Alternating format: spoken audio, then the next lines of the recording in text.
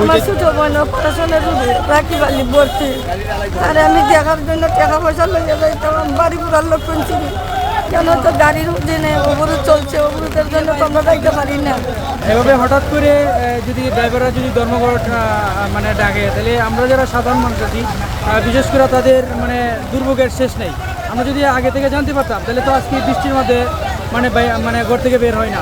ঠিক আছে, ড্রাইভাররা হয়তো তাদের যৌক্তিক দাবি মানে তারা আয় করতেছে, কিন্তু এটা তাদের উচিত ছিল অবশ্যই আগে রাত্রে অবগত করা। এই জন্য অবরোধ নিজেই জানি না।